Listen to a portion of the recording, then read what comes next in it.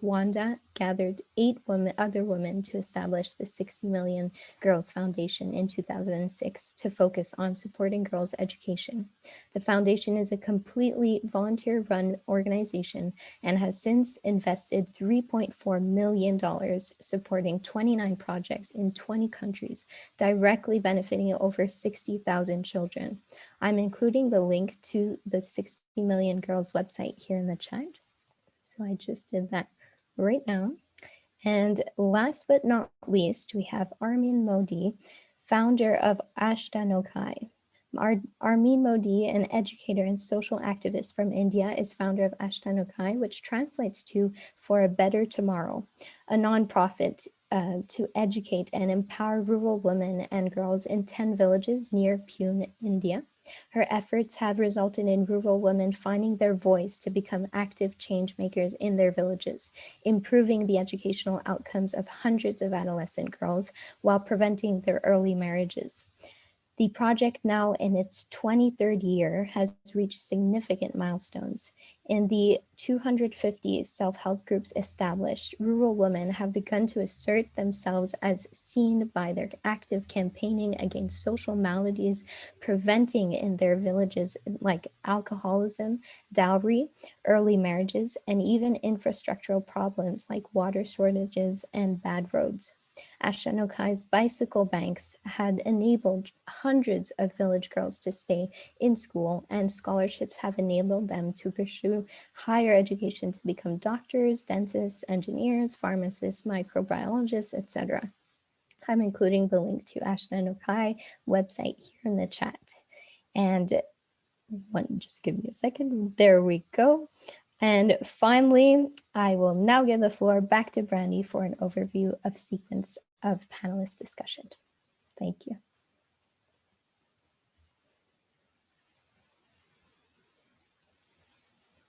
Oh, sorry, Brandy, you just remuted yourself. There. Did I mute myself? Yeah, sorry. Now you're good. Okay, so I'm going to do right now a screen share.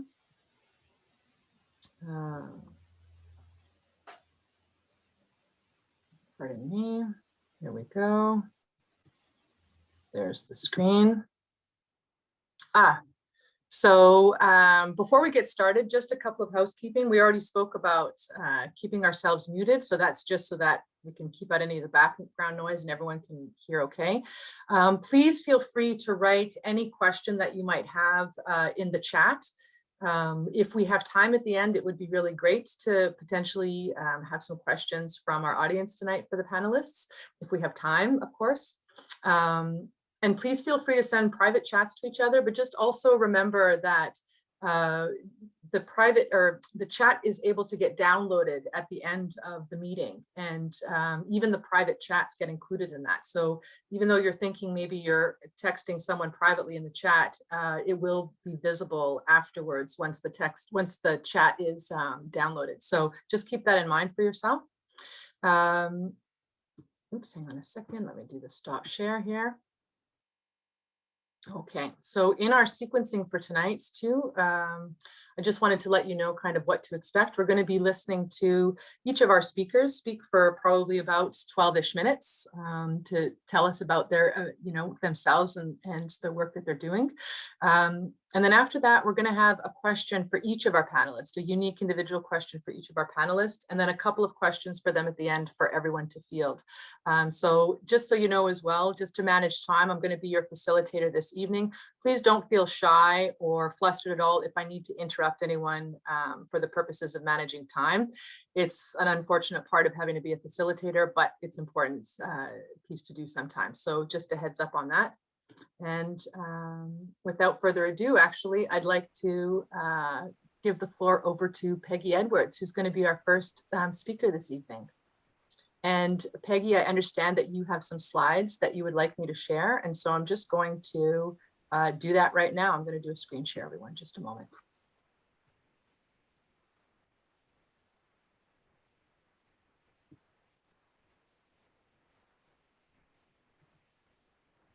Okay. Okay, You let me know, Peggy, when you need me to change the slide. I will do that. Thank you so much. Thank you. Okay, wow, it's exciting to be first here. Let me say thank you to the Montreal Council of Women and Zonta Montreal for inviting me to this very special celebration. It's an honor to join the other energetic panel members and to have an opportunity to talk with all of you who joined us this evening. You can see from the first slide that I'm going to spend the next few minutes talking about my experience working with the Grandmothers Advocacy Network, fondly known as GRAN. We can look at the next slide, please. This shows you some of the basic information about GRAN. I got involved in 2006 when I went to the first grandmothers gathering hosted by the Stephen Lewis Foundation, who invited 100 grandmothers from Africa to meet with 200 Canadian grandmothers before the International AIDS Conference in Toronto that year. We heard their stories of grief and courage as they buried their own children and turned around to raise their grandchildren and other young people who'd been orphaned by AIDS. We cried, laughed, and danced together and pledged to work in solidarity to redress the situation they were in. When I left the gathering, I knew that doing nothing was not an option. I also knew that advocacy had to be part of the work. While fundraising is critical, no amount of donations could ever fund the HIV and AIDS drugs that were needed, nor change political systems that fostered discrimination, poverty, and abuses of the rights of older women and grandmothers in sub-Saharan Africa. Addressing these issues requires systemic change and international collaboration. I've learned a lot about myself and, quote, granny power over the years. I'd like to just highlight 4 of the key learnings. First, that older women want to continue to learn. The ageist quote, "You cannot teach old dogs new tricks," is totally wrong. For example, when we first started, most people were on dial-up and didn't know how to open or send an attachment. Now we have sophisticated digital campaigns and an amazing website. Please check it out.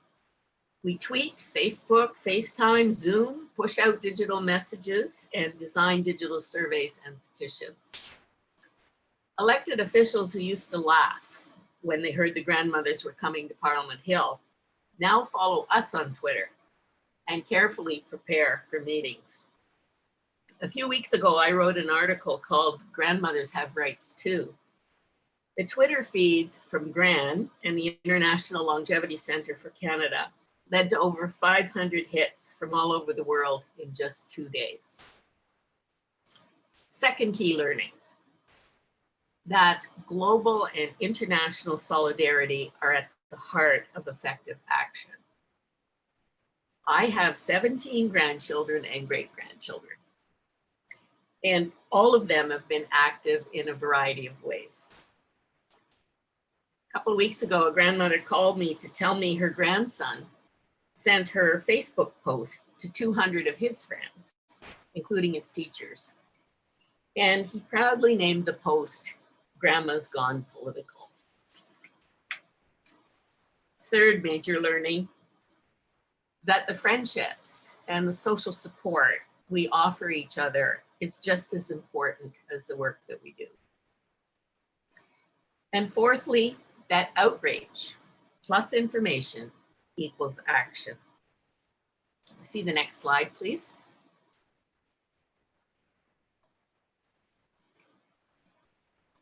So I'd like to close by celebrating, first of all, the unstoppable grandmothers in Africa and their community groups who are themselves effectively advocating for their rights. And the next slide. And their Canadian sisters who act in solidarity with the grandmothers in Africa. And the last slide, and this will be available to you, but for more information, you've already got some of it. These are the key websites and information where you can get more information. But maybe I'll end with a quote from Gloria Steinem, who said some 30 years ago, "Someday an army of gray-haired women may quietly take over the world." And I believe that time has arrived. Thank you.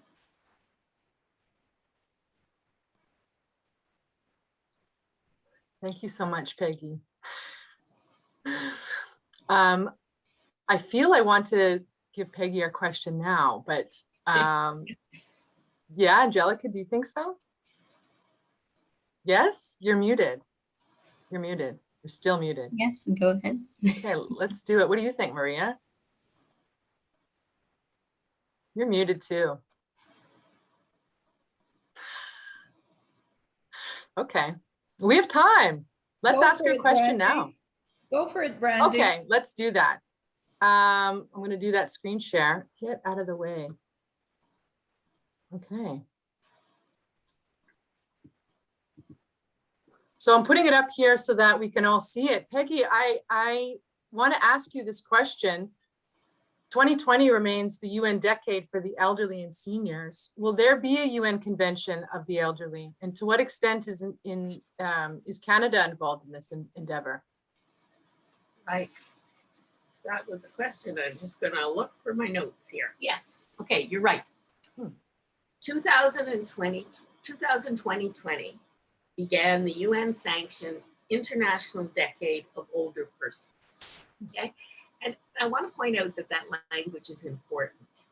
That we don't talk about elderly because it's associated with the stereotype of dependence and frailty. So we prefer to talk about older persons. The other reason, and that's a Canadian factor, but very important, is that among our Indigenous population, elders, of course, is a designation for wisdom, etc. And so in respect for them, and not to confuse things, we want to use the term older persons. So during this decade, perhaps the most important achievement will be a convention on the rights of older persons. This has been really slow coming. If any of you have been involved, this will be the 11th year of discussion at the UN, and it's time to stop discussing and draft the convention, which will guarantee the rights of older people around the world. You asked about the Canadian government. I'm sorry to say the Canadian government has been slow to come on board, as have all of the wealthiest countries. GRAN is a member of the Alliance for the Rights of Older Persons. It's a network of over 380 members in some 80 countries worldwide who are advocating to strengthen and promote the rights of older people through a convention. The timing is critical because the next discussion at the UN is set for April. So, at the end, when we think about things that we might do, certainly one of the things is to support that convention. And we shall. Good. Wonderful. Thank you so much. I don't see a question in the chat at the moment, but there might be one by the end of our time together this evening. Peggy, that was so awesome. Thank you so much. And such an inspiration. I look forward to seeing you making that push happen in Canada as well. I'd like to invite, I think, our next speaker, which is going to be Wanda Bedard, who's going to take the floor. And is she there? Yes. And she's going to do it. Oh, you're there? Okay. And you're going to do a screen share? Yes, if you can. Let me do that. I don't have slides for you, so that's all you. All right, let me make you a co-host.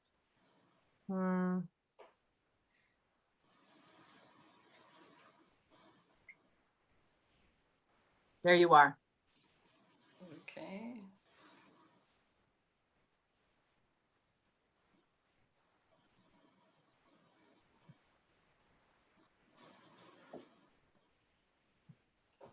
There we go. Can everybody see the screen? Yes. Okay, that's great. First of all, thank you for the kind introduction. And I'd also like to thank, like Peggy said, the Montreal Council of Women and Zonta, really for this wonderful invitation to speak to everyone all around what's going on with International Women's Day. And I'm certainly in very good company with Peggy and Armin, and it's really a pleasure for me to be here tonight. We all know that anything long-lasting and of deep importance, like ensuring a quality education for girls, doesn't happen overnight. 60 Million Girls has been supporting some of the best, most innovative projects created by our partners since 2006, for 15 years now. It didn't happen overnight to be able to invest. We're now at $3.7 million, supporting 32 projects in over 20 countries. We've reached more than 60,000 children. It was a community-based organic evolution started by a small group of women. We went forward step by step, raising funds, finding the best projects, ensuring accountability, learning about what works best in girls' education without hiring staff or spending fees. We are a completely volunteer-run organization. More than 99% of the donations we receive go directly to the projects we support. A good education offers access to health and nutrition information for girls and their families. Schools provide a safe place to grow as they learn. Education delays marriage and pregnancy, thereby lowering infant and maternal mortality. The knowledge girls acquire will allow them to provide economic support to their families. An educated woman is more likely to send all her children, both boys and girls, to school, thereby increasing the likelihood that future generations will receive an education, which is of course a virtuous cycle. When girls get an education, they make more money, which helps them guard against disaster, and they have fewer children, which helps curb consumption and therefore pollution. Education also opens doors to science and government, institutions where women are desperately needed to help solve climate change. I thought I would throw in this picture of these two pretty well-known young women, Greta Thunberg and Malala Yousafzai. A growing body of evidence suggests that educating girls could have profound effects on containing climate change. Research suggests that education helps women better understand the dangers of global warming and prepare for disasters. And a recent report, which was really quite interesting, from Project Drawdown, found that making sure all women can access education and healthcare, and specifically contraception, would do about as much to slow climate change as restoring more than 230 million hectares of tropical forest, an area larger than Greenland. So the case is strong. Girls' education should be a world priority on so many levels. Every year, over 60 million girls of primary and lower secondary school age should be in school but are not. It's estimated that the COVID pandemic will cause some 20 million more girls to never return to school. 60 Million Girls funds a number of initiatives around the world, from school construction to teacher training to paying school fees to providing school supplies, supporting girls' clubs and mentoring, clean drinking water, sanitation, and even pads for menstrual hygiene. Most girls in developing countries don't have access to pads, and so stay home for the 4 or 5 days of their period each month, and often then end up dropping out after just a few months because they've gotten so far behind in their schooling. There are some 8 million more teachers who will be needed by the year 2030 just to keep up with the increasing world population. Class sizes of 50, 75, or 100 students are not unusual in some of the most underserved communities. This is a picture from a community in Sierra Leone that we've done some work in. In remote, isolated conflict zones, getting textbooks and school supplies to students is expensive and extremely difficult. And 60 Million Girls concentrates its efforts on supporting the most vulnerable and marginalized girls, most often in rural areas, often in indigenous communities, as well as in refugee camps. In 2012, 60 Million Girls set up a research and development team to help us find the most innovative ideas that we could develop with our partners in the field to ensure even more girls and boys have access to a quality education. One of the models we developed was the Mobile Learning Lab. Based on the work of Sugata Mitra's hole-in-the-wall experiments, UDL, which is the Universal Design for Learning, and innovative programs and apps like Khan Academy, we realized that we could help communities leapfrog over the usual challenges they face to ensure high quality, up-to-date, and relevant content for their children to access, which is basically e-learning. Despite very often situations with no access to electricity, no internet access, and no IT specialists, we designed a digital self-directed learning model where those challenges wouldn't stop us from providing fun, interactive, quality academic content at a very low cost. And that's what the Mobile Learning Lab is. The Mobile Learning Lab is comprised of 3 components. The Rachel, which you see here, is a server on which up to 1 terabyte of offline content can be downloaded and accessed by over 30 devices, whether computers, tablets, or smartphones, all at once. Subjects include, of course, literacy and math, but also geography, history, chemistry, biology, physics, music, coding, health information, life skills, and so much more. And new content can be updated from anywhere in the world in a matter of minutes. We include high quality, robust tablets, which the students use to connect to the Rachel wirelessly. And in communities without electricity, we also add solar charging systems. We call it mobile because we can basically fit everything in a little carry-on suitcase. Students who have never touched a tablet or a computer before can teach themselves by trial and error in small groups to turn on a tablet and connect to the Rachel in about 15 minutes with no instructions whatsoever. They can work on whatever program or subject they want to, and most importantly, connect to subjects or information which is most useful to them. Their learning is customized to their very specific needs. Following a large-scale evaluation project in Sierra Leone in 2015, in which we followed over 1,000 students who were enrolled, we know that not only math and literacy scores increase in the self-directed learning environment, but these children also show increased motivation and self-confidence. In country after country where we've implemented the Mobile Learning Lab, we hear back from principals, teachers, and parents.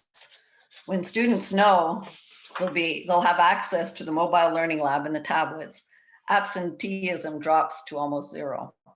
Kids love using the tablets and accessing fun, interactive content on so many subjects, content they were never able to access before. They'll stay after school, they'll use the tablets at recess or at lunchtime. And most importantly, from our point of view for girls, the increase in self-confidence and intrinsic motivation is what we believe will help provide the girls with the reliance and determination to overcome those persistent obstacles they face to stay in school. There are now over 100 mobile learning labs in use around the world. While 60 Million Girls has funded about 75% of them, we've supported other NGOs technically to help them set up mobile learning labs with their own funds. In fact, Armin, who's on the panel, has recently found the funding to implement a mobile learning lab for her projects in India. All the content on the Rachel server is open source and free, and content can be contextualized to any community's needs and languages. Our research and development team continues to work on finding the most interesting, fun, and interactive content to continue adding to the Rachel. We've recently been working on adding games and multimedia content to support menstrual hygiene, gender-based violence, HIV/AIDS information, and content on protecting girls and boys from COVID. We work closely with our amazing partners in the field to bring things like the Mobile Learning Lab and other ideas to the communities that need them most. It's a huge world community of solidarity and support that's been created over the years to ensure girls have access to a quality education, and they will literally change the world. Thank you very much. Thank you so much, Wanda. That was incredibly inspiring. There was some things that came into the chat here. I'll just read out. Yes, education is the only way to end poverty. Thank you, Wanda. 60 million girls have come a long way under your vision and leadership. So proud of you. Keep it going. Very nice. Thank you. Inspirational. What an achievement. Amazing use of technology. Bravo, Wanda. The mobile learning labs are truly a game changer in expanding the education experience. I think let's keep with the same. Oh, we still have someone coming in here. I'd like to ask a question of you. I'll do a share screen so that everyone else can see the question as well. It's not Peggy Edwards' question.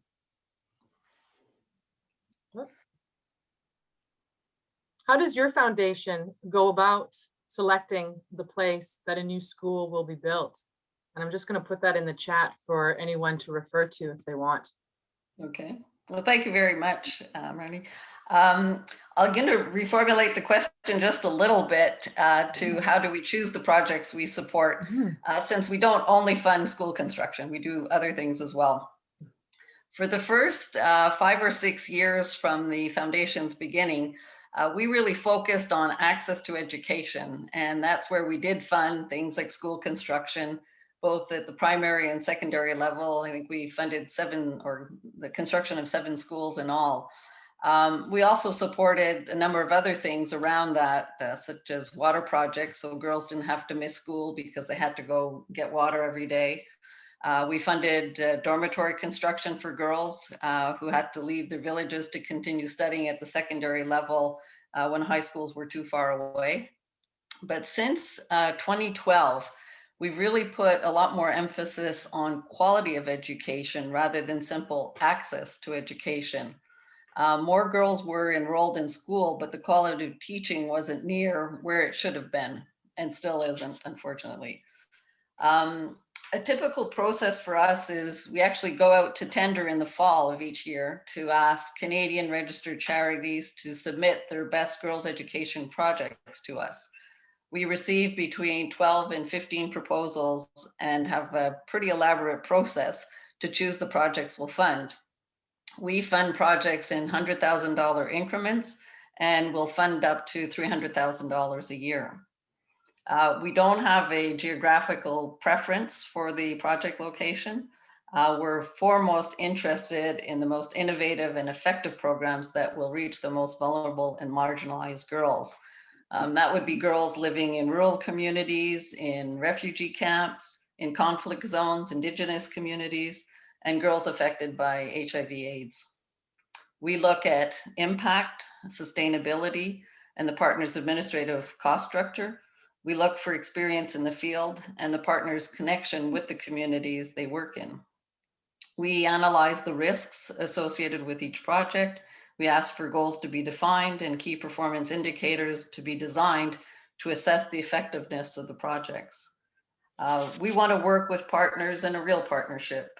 That's transparency, full disclosure when things change in the field, as they sometimes do, given the precarious political and climate situations in many of the country where we support projects.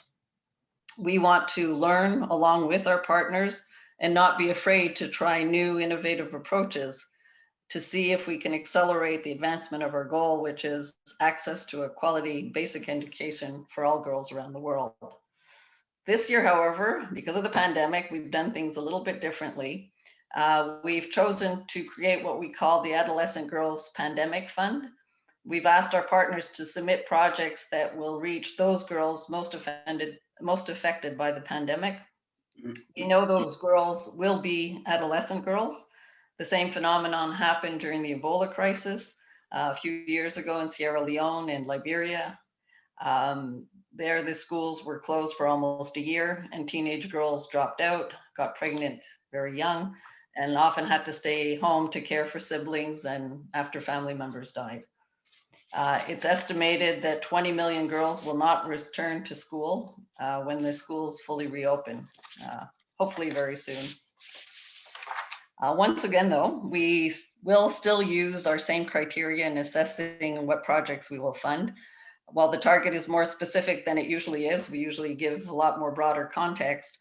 We still want to ensure that our funds, the donations we receive, work as hard as they possibly can to have a real impact on the situation that these girls live with. Thank you. There was a couple of questions that came in. I think we have time for. One of them is, do you work in Burundi by any chance? This is Penny. We haven't done any projects to date in Burundi. Okay. And another question here from Beryl Putifer. Do you have charitable status? Yes, we do. Okay. Yes, we've been a registered charity since 2006. Let me check my time here. Let me ask you one more.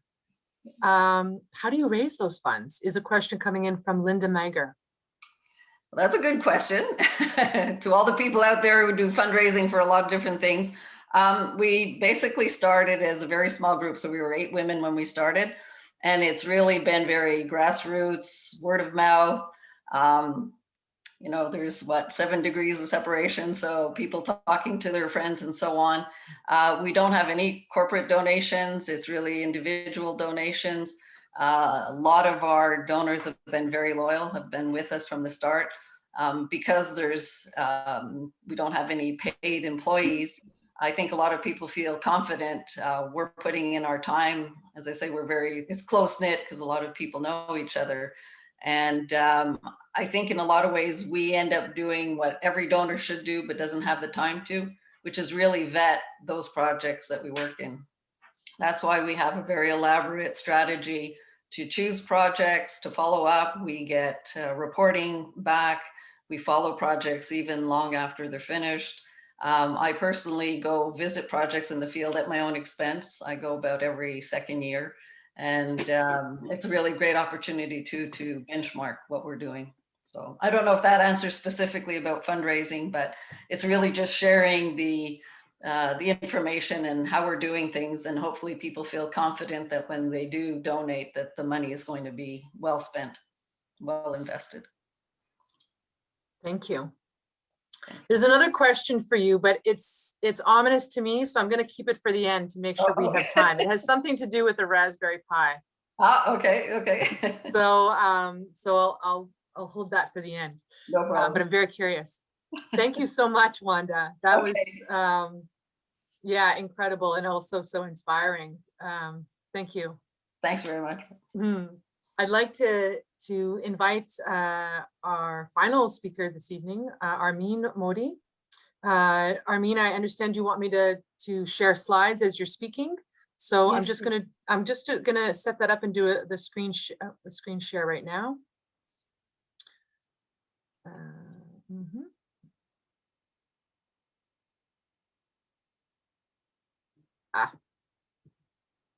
Here we go. Let me put this on a slide for you. Okay, you let me know when you want me to flip it. Yeah, you need to go to the first slide, please. Sorry, I thought that was, sorry. Thank you. Thank you. Thank you. Hello, everyone. It's a great privilege to celebrate International Day with all of you. I'm truly honored to be on this panel. And I'd like to thank Maria Peluso, Dolly Dastur, members of the Montreal Council of Women, and the Zonta Club for this invitation. A journey of 1,000 miles, it is said, begins with the first step. The first step of my journey as a social activist began 26 years ago in 1995, when I was teaching at a Japanese university in Tokyo.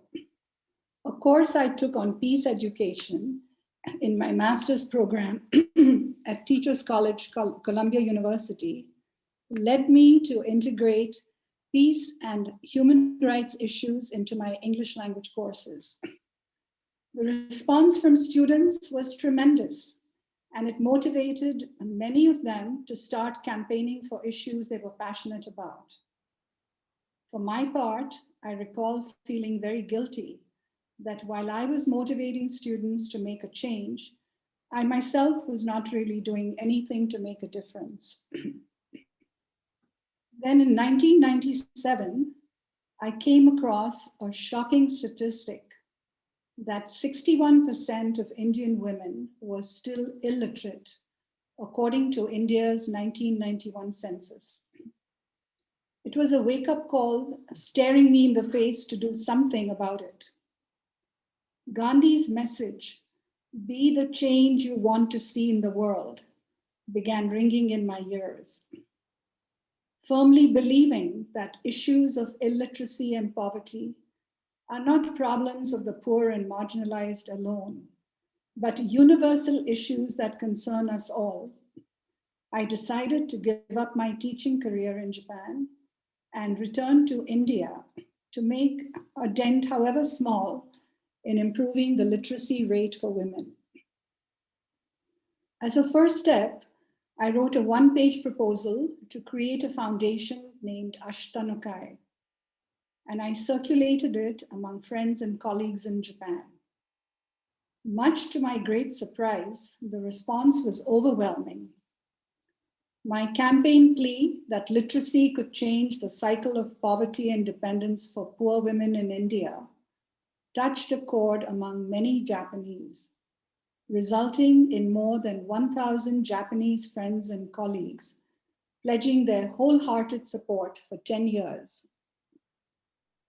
When I arrived in India in 1998, I realized that although I had the passion and desire to improve literacy levels for women, I did not have any background in social work. Fortune was on my side, however, as I met a renowned Indian surgeon and social activist, Dr. Banu Koyaji, whose nonprofit was running a project in 30 villages near Pune, where I was based.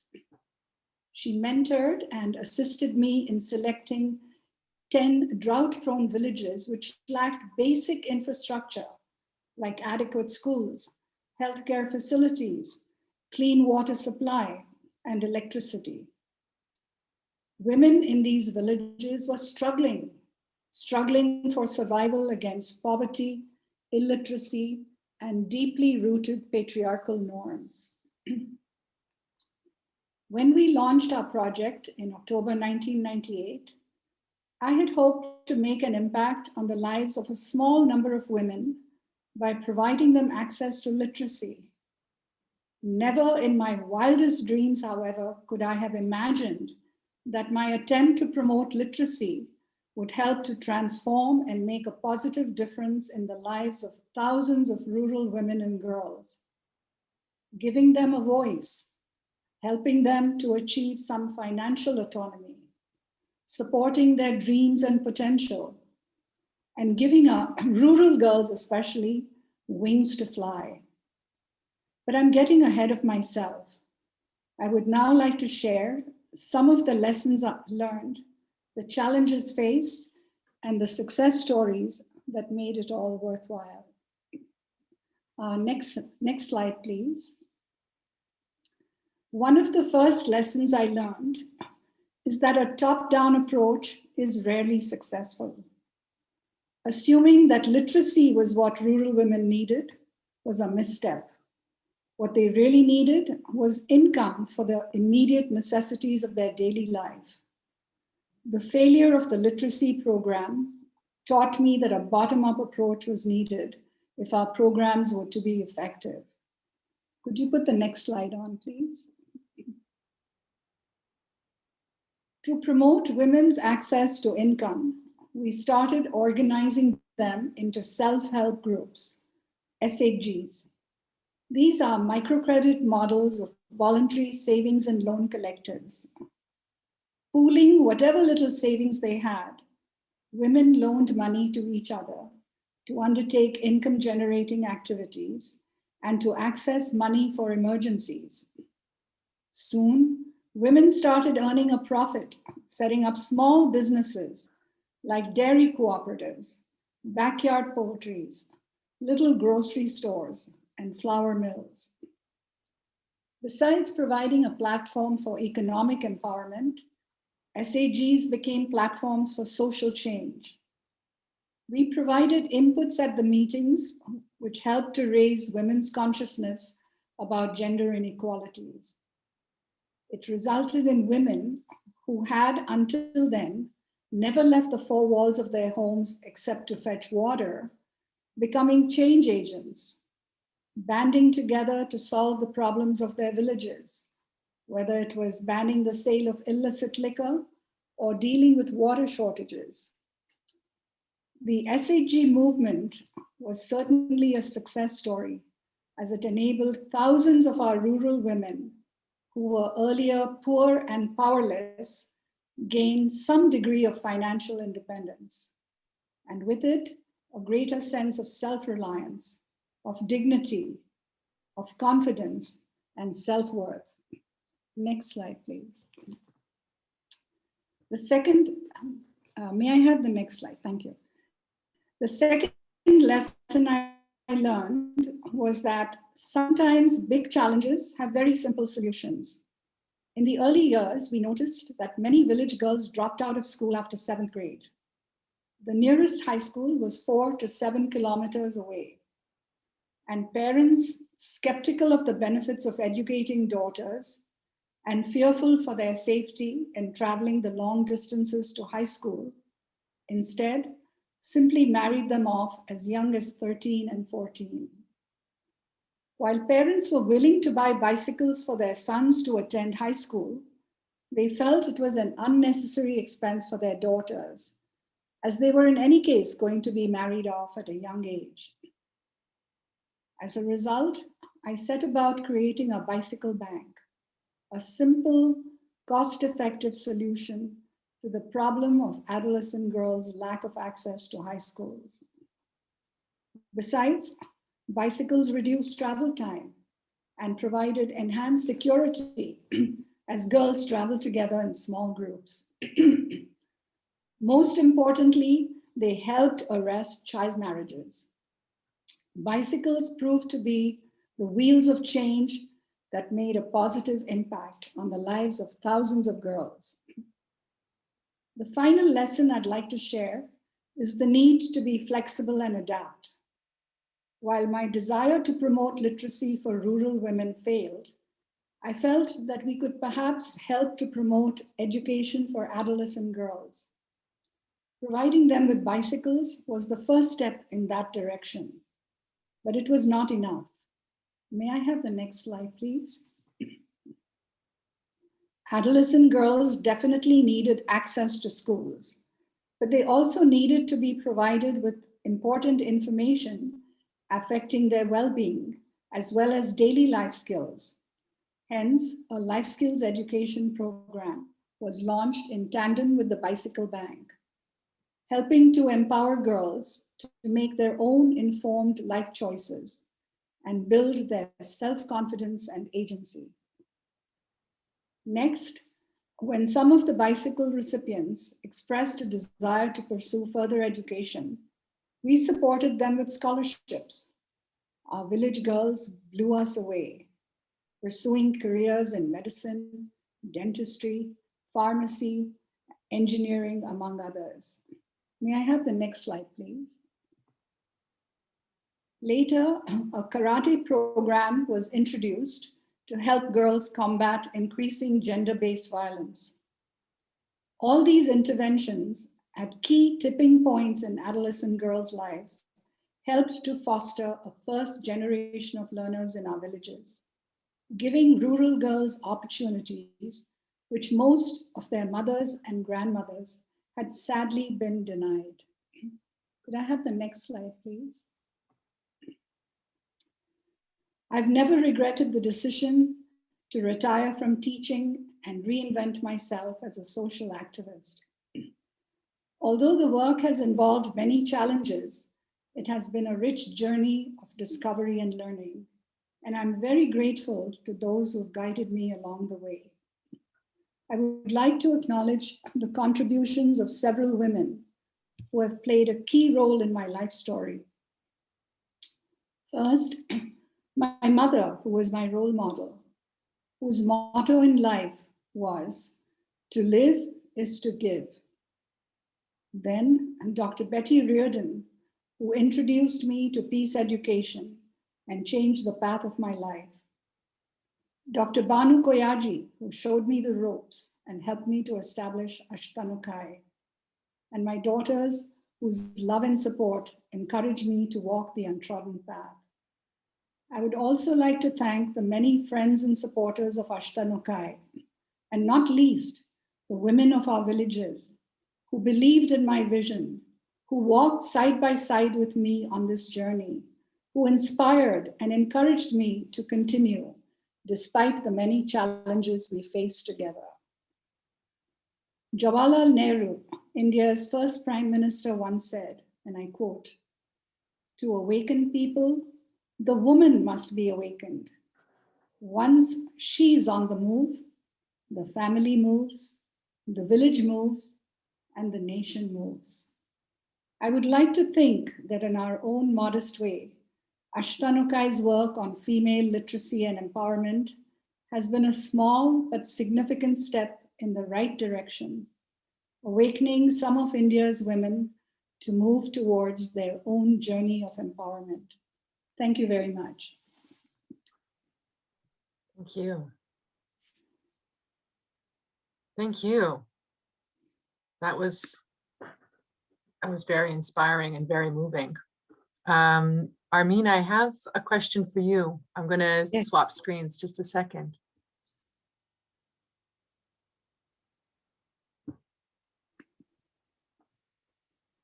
But it's not the question for Wanda. How is don't look at that one. How is information about contraception, birth control, and Planned Parenthood provided to women and girls? That's not my question. The question I'm sorry. That's okay. You can answer whatever question you feel like answering. What's the question you want to answer? The question I was sent was, besides the impressive work being accomplished to educate girls, is gender equality promoted in other ways in the community or with their families? And I'd like to talk about that because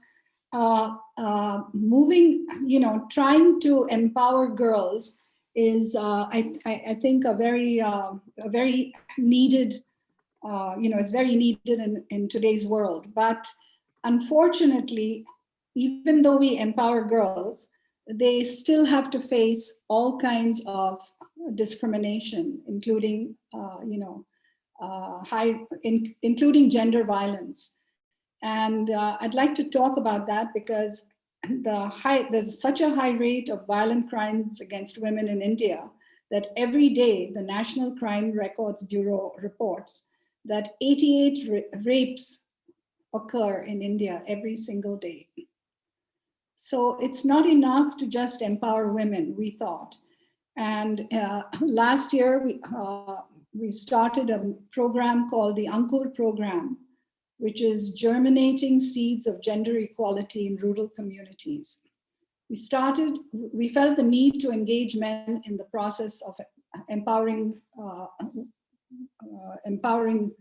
the whole community and making a more gender equal world. Since gender norms and attitudes are learned at a very young age, we decided to launch this program in the village schools for students from 6th to 9th grade to make an impact on these norms before they're rigidly ingrained. And we created a curriculum which included meaningful discussions about key issues of gender and violence, trying to promote values of gender justice for both boys and girls, and change stereotypes, particularly for boys, promoting alternative positive masculinities to inspire them to become change agents. Not just that, from the school, we started to move out into the village communities, and we reached out trying to spread messages of gender equality to women, parents, and the larger village community. We selected gender champions from the schools who could serve as male and female role models, and also could take these messages to the larger village community. we started distributing a newsletter talking about success stories. We held sessions with parents to orient them about their role in promoting positive change in their children. And we started activities that attempted to change gender stereotypes. For example, we started a cricket teams for girls, a cricket club for girls. And we also started cooking competitions for boys. And we're really surprised at the great interest that boys showed in voluntarily taking part in these. At the end of the year, we did a survey trying to find out whether children's behavior and attitude had changed. And these are two results of the survey I'd like to share. Mothers reported that 69% of boys started helping in housework after participating in the project. But the data also revealed that housework is still considered a girl's responsibility, since 86% of them were already helping in housework prior to the intervention. The other positive finding was that mothers related that their daughters had become braver and smarter and had started negotiating housework responsibilities in their families, insisting that brothers also share in it. Besides this, we started a Barefoot Lawyers program. In fact, we launched it last year on March 8th, International Women's Day. Selected 25 women to be trained to spread awareness of laws relating to women and provide free legal aid to rural women who needed it. This program was launched in partnership with a local law college. And the training was, was going to focus on various topics like patriarchy, women's rights, laws dealing with violence against women, etc. The unfortunate thing is that the Indian government has passed wonderful laws, for women. But sadly, the implementation of those laws is sadly lacking. And the other problem is many women, especially in rural India, don't know the laws, so they cannot access them. So we thought we would launch a program to train 25 of our women to go out and disseminate this information. Of course, soon after we launched it, the COVID pandemic was upon us. And so we tried to, we requested the professors in the law college to send several videos on these topics of gender equality on WhatsApp. And our trainees were asked to send their feedback. And I'd just like to read a couple of their feedback, if I may, if there is time. Most of the women had very candid opinions, such as, we see women in continuing to progress in every field. But at home, women continue to be exploited. Why is that? And I'll read another feedback from a woman that we were very touched by. Why does society not understand that a woman who can bear the unbearable pain of childbirth can certainly be one step ahead of a man?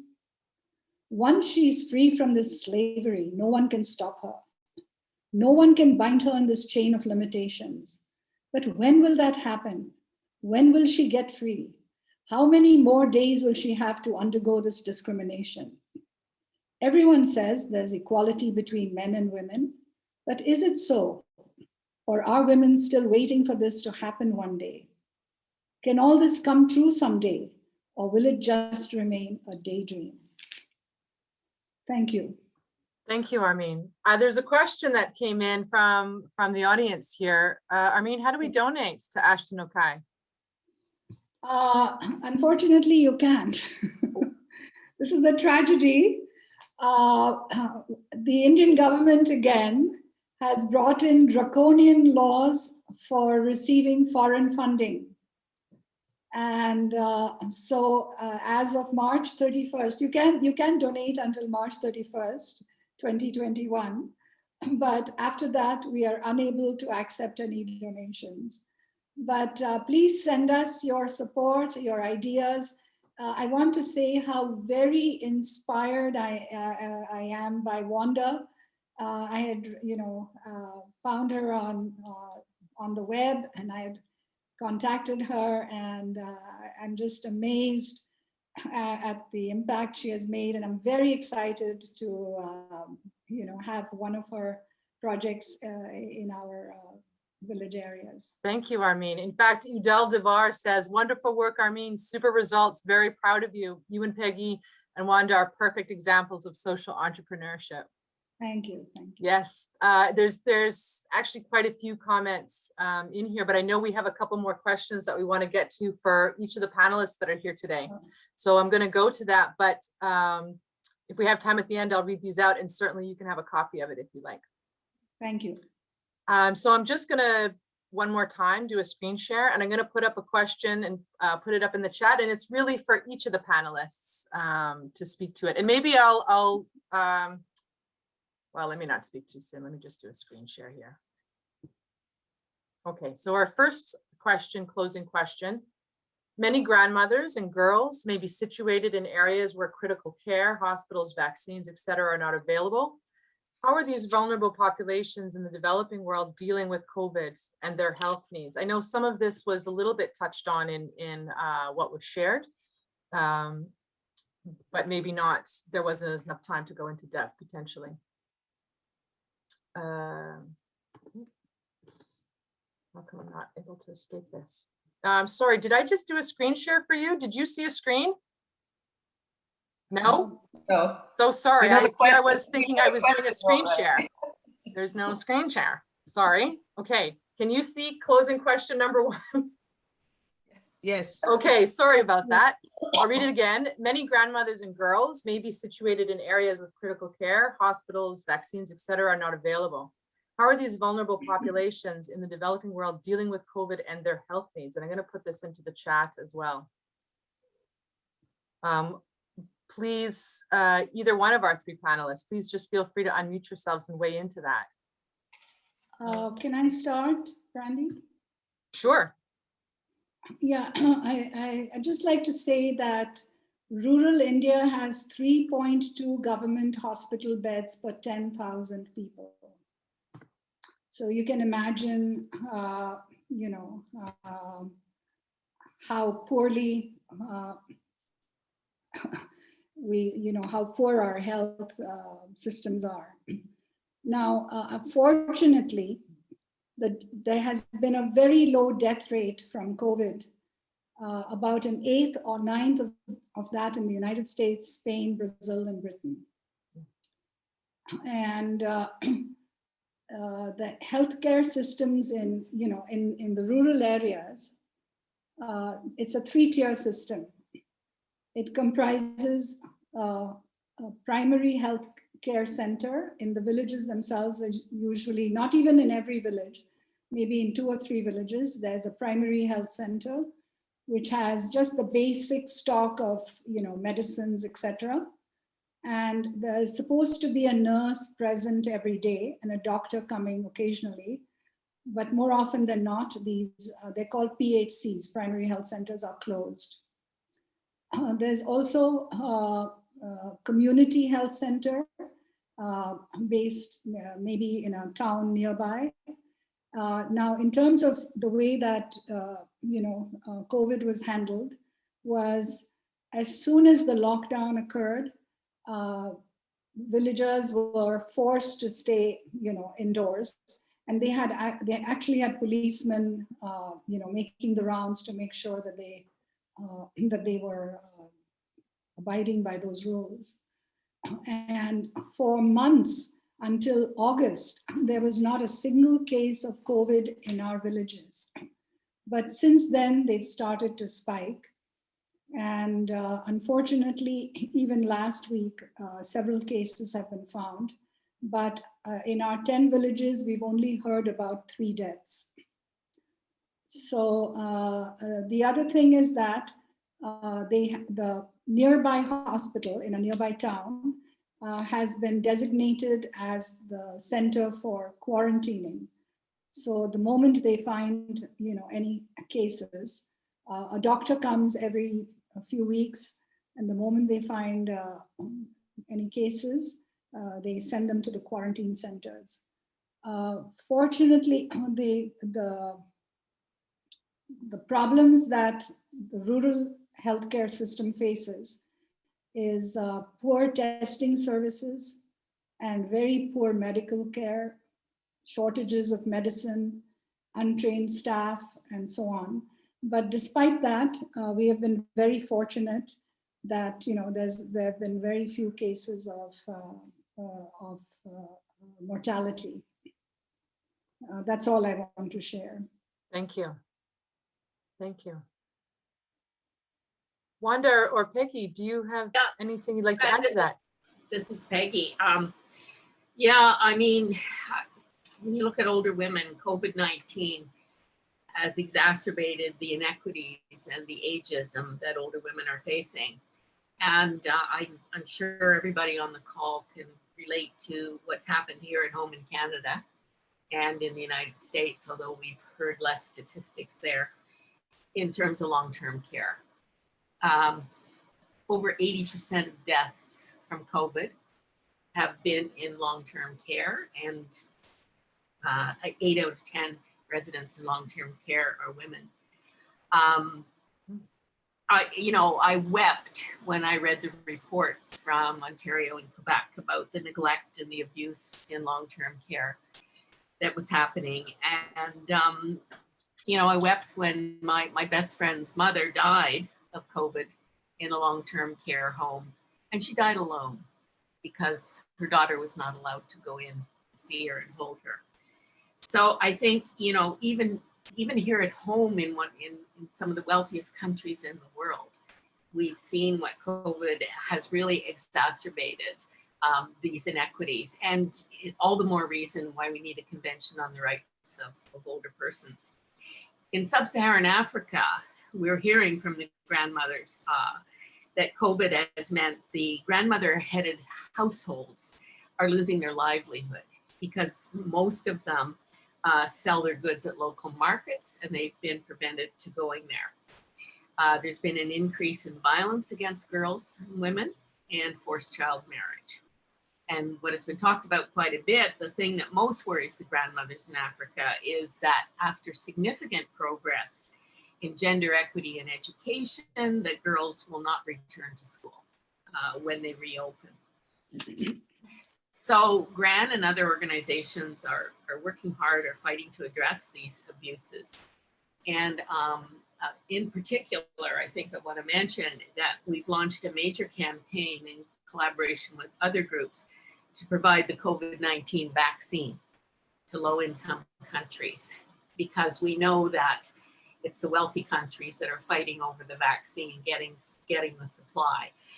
And it is highly unlikely that an affordable vaccine will get to low-income countries. When it does, the poorest of the poor, i.e. the grandmothers who are alone and poor, are the least likely to get a vaccine.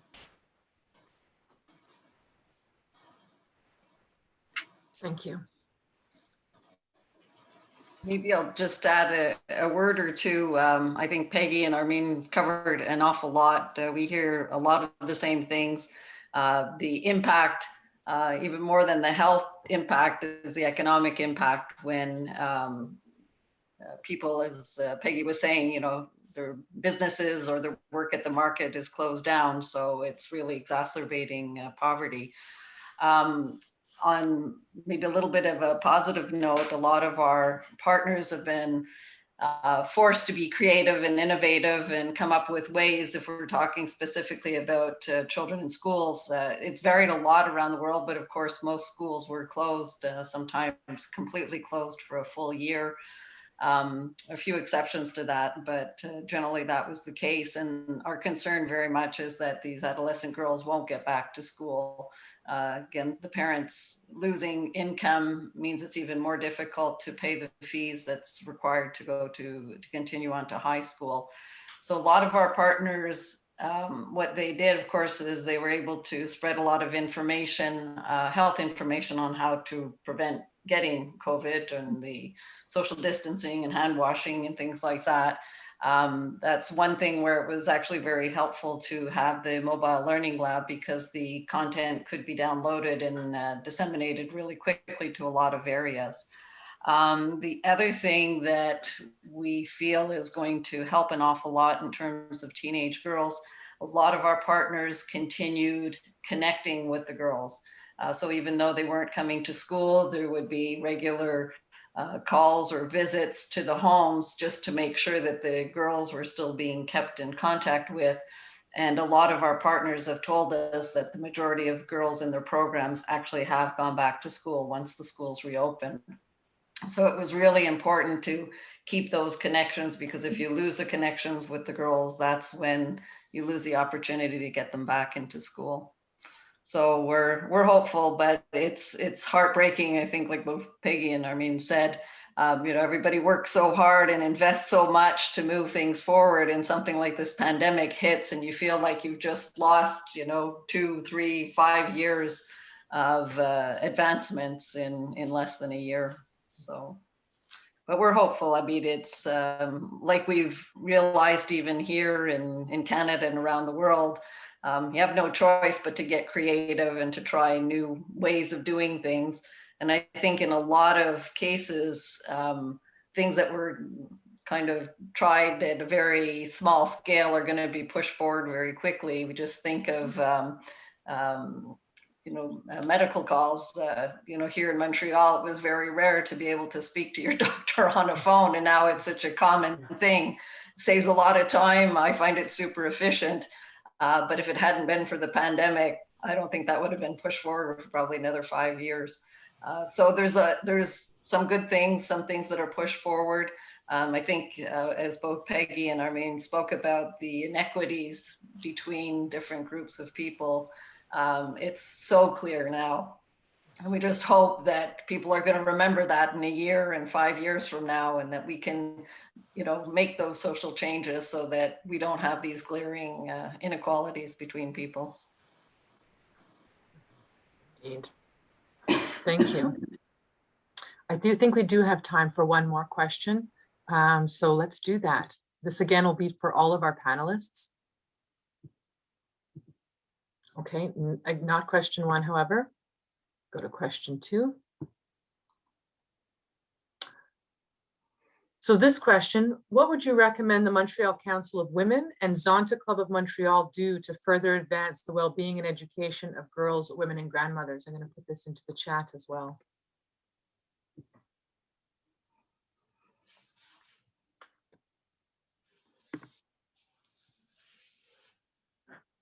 And please, if just whoever would like to speak to that, please. Peggy, can you hear me?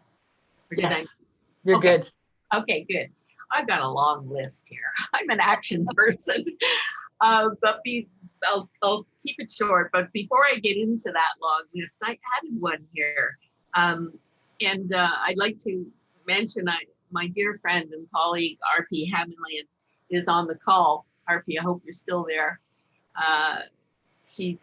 Works in adult education at Concordia.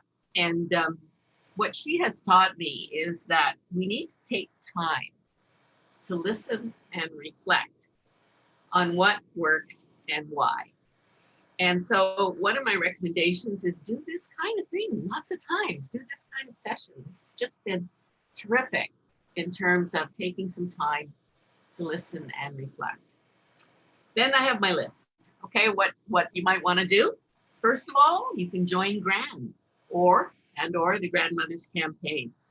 And GRAN has a regional rep living in Montreal, which I can provide you with. If you go to the Stephen Lewis Foundation Grandmothers Campaign website, you'll find a map showing local groups that you can contact and join.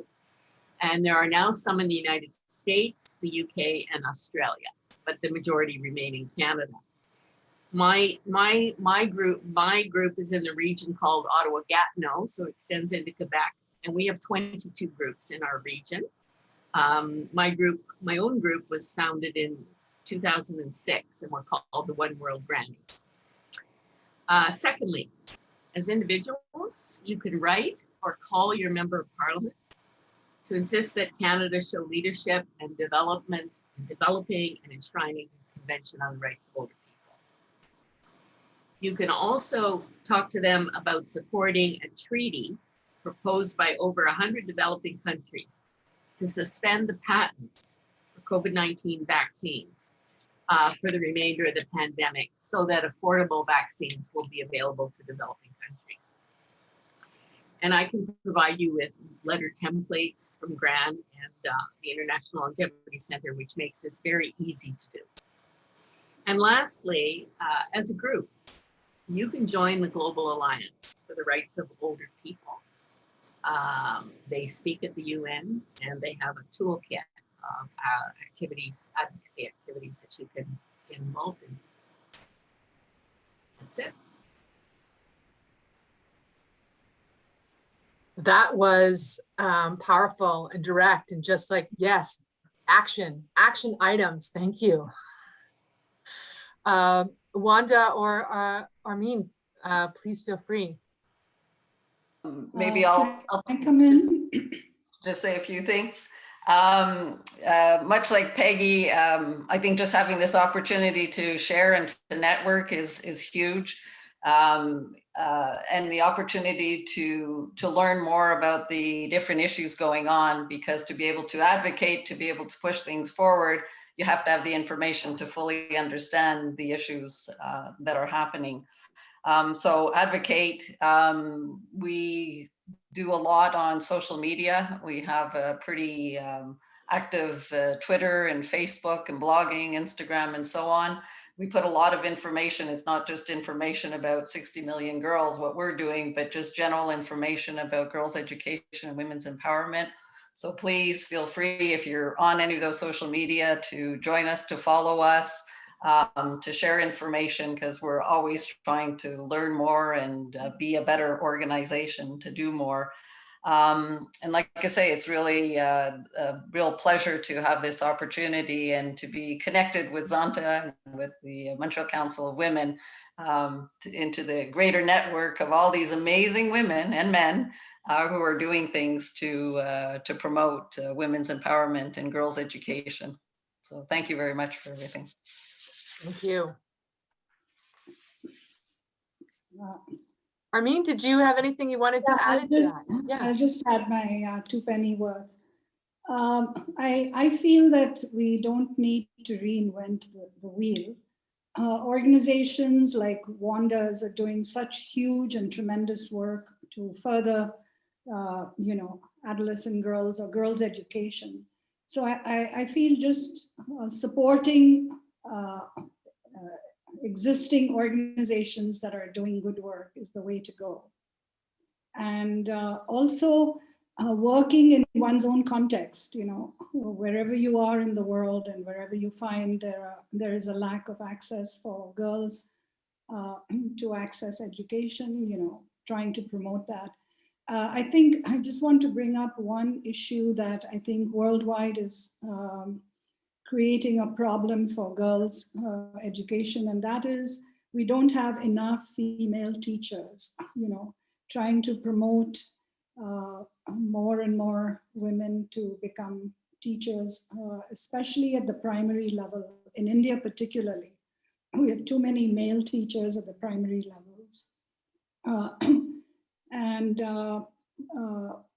I think just, for example, there's just like doing small things, for example, in our city, I shouldn't say older women, am I using the right language, can mentor and tutor, girls. For example, in India, there's a huge interest in learning English because that is a path to a better career. So older women are connecting with one girl, meeting her over the phone every week and just trying to help her with her English language skills or any other skills. So just even small changes can have ripple effects is just what I'd like to offer. And again, connecting with organizations like 60 Million Girls, particularly for promoting, the girls' education. I was looking up statistics for girls who are not in school. The UNICEF's data says that 132 million girls are out of school. 132 million girls still out of school, including 34.3 million in the primary age and 30 million in the lower secondary school age, and 67 million in the upper secondary school age. So, this is huge. And if each one of us, each one teach one, if we try to do that, we can make a difference. And I just want to also express my deep appreciation to the Montreal Council of Women and Zonta Club for inviting me to share our very modest initiative in rural villages in India. Thank you very much. Thank you. I don't want to take that place from someone who's going to do the official thank yous. I believe it's Beryl Pudfer from the Zonta Club of Montreal, who I'll turn the floor over to. Beryl, thank you so much.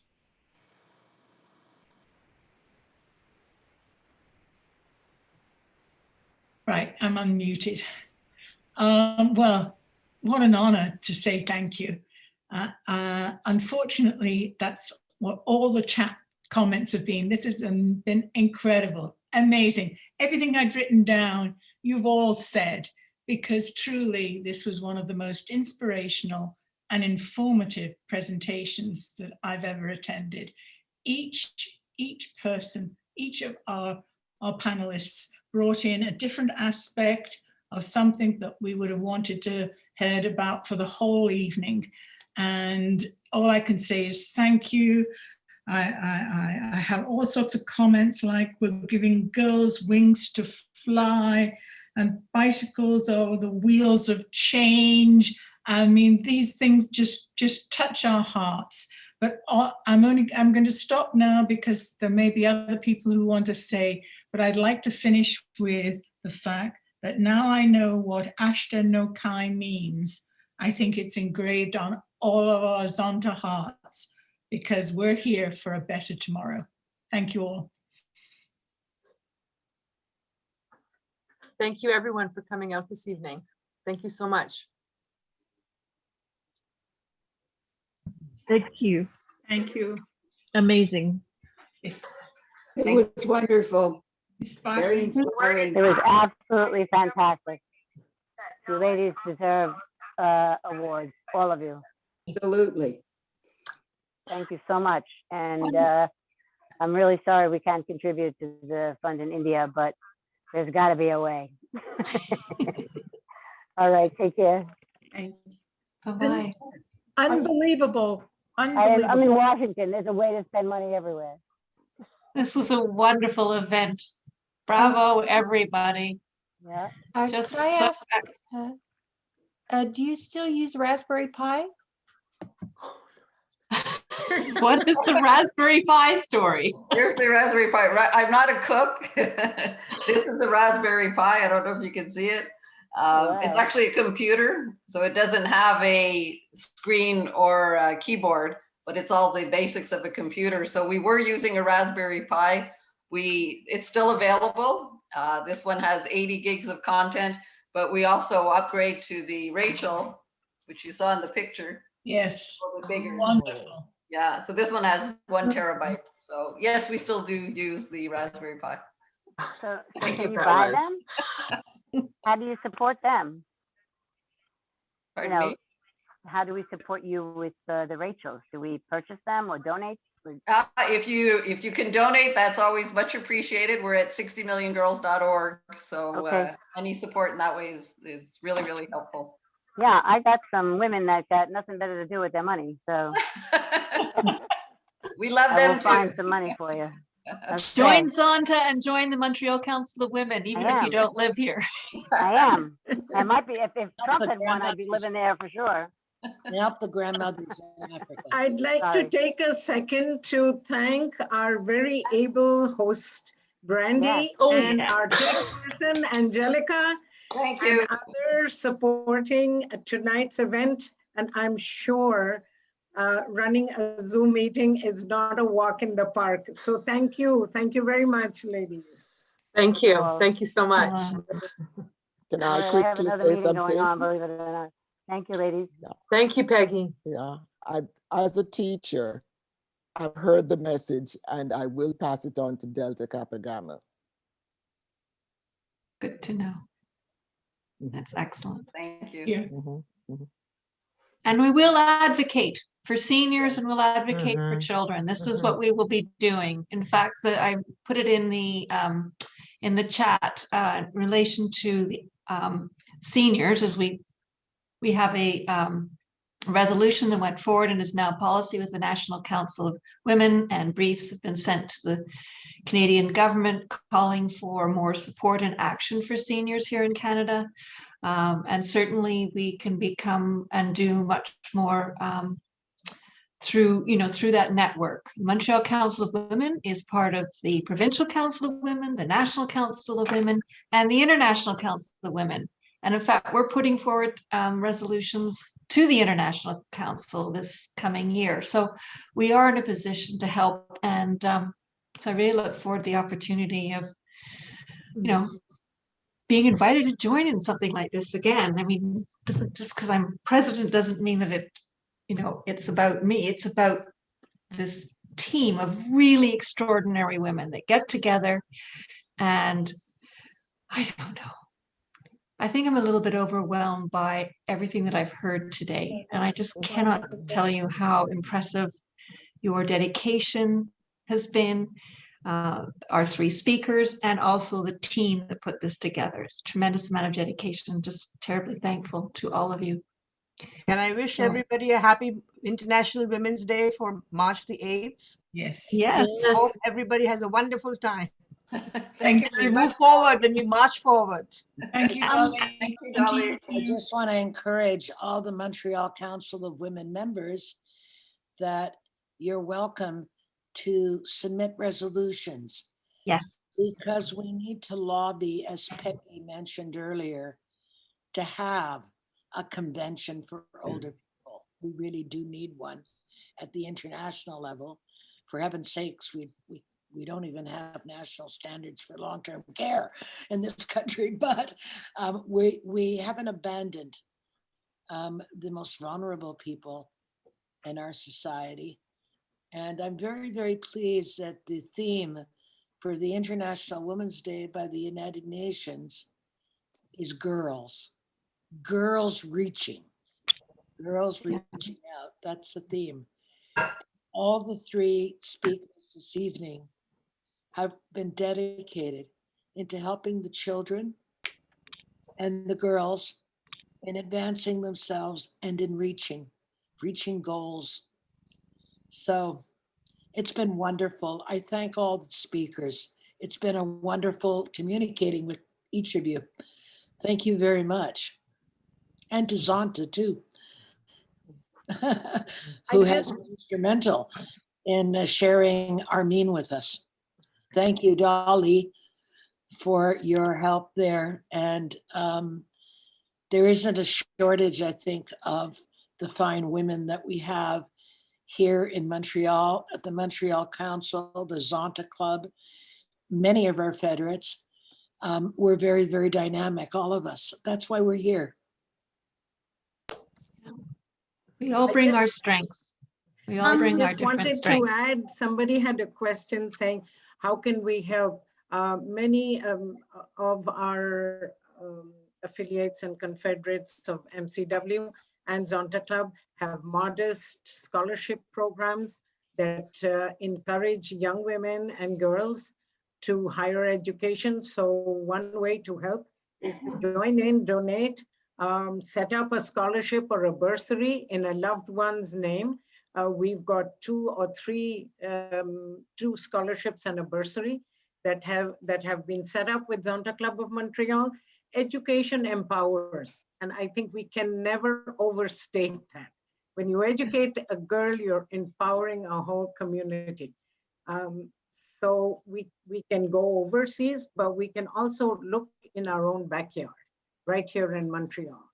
So if you want to help strengthen those educational programs, thank you.